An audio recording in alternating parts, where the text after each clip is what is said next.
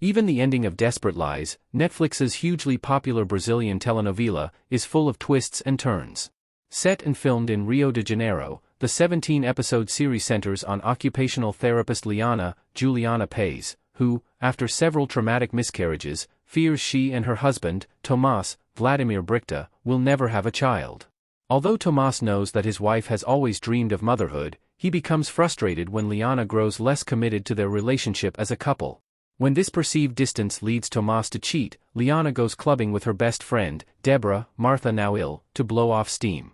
After a difficult night full of venting and drinking, Liana ends up going home with Deborah's brother, nightclub owner Oscar, Felipe Abib. Weeks later, Liana discovers that she's pregnant with twins, but is terrified to learn that she has a rare condition. Liana's twin sons were fathered by different men, Tomás and Oscar, who sexually assaulted her. Desperate to keep her twins' parentage under wraps, Liana navigates growing secrets and shifting alliances with Desperate Lies' cast of characters.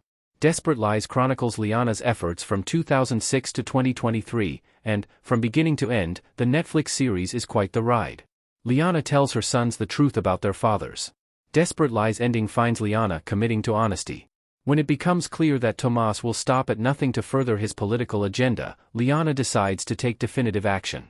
Tomás, who claims that Liana cheated on him, wants to be seen as a victim, but Liana is done keeping secrets and letting others tell her story. In a brave moment, she opens Desperate Lies episode 17 by telling her sons, Marcos and Mateus, the truth about their fathers. Liana not only reveals that Oscar was Marcos's father, but admits that Oscar raped her. Although she thought about terminating her pregnancy, Liana decided to carry the twins to term.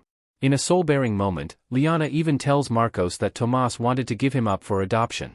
Liana, of course, intervened and decided that they would raise both boys without telling them the truth about Oscar's relationship with Marcos.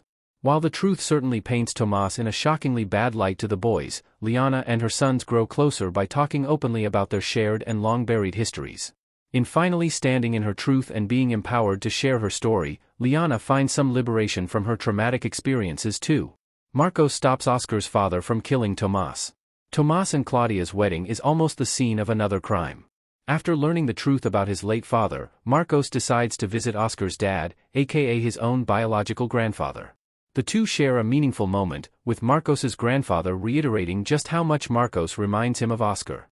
Of course, it's a complicated thing to navigate. Marcos knows that his mother was sexually assaulted by Oscar. Still, Marcos seems grateful to have forged a connection with his biological grandfather. In a twist, Marcos's visit jogs his grandfather's memory about just how painful Oscar's death was, and it prompts him to seek revenge at Tomás and Claudia's wedding. In the next scene, Tomás and Claudia exchange rings when Oscar's father bursts into the wedding hall, brandishing his late son's handgun. With his emotions running high, the gunman looks ready to take Tomás down for killing Oscar. However, Marcos, who hadn't planned on attending the wedding, shows up to intervene. Marcos is able to talk his grandfather down and safely retrieve the weapon. Hugging Marcos, Oscar's father breaks down before leaving with his daughter, Deborah. Mateus comes to terms with Tomás' self-serving agenda. Tomás wanted to further his political career at all costs.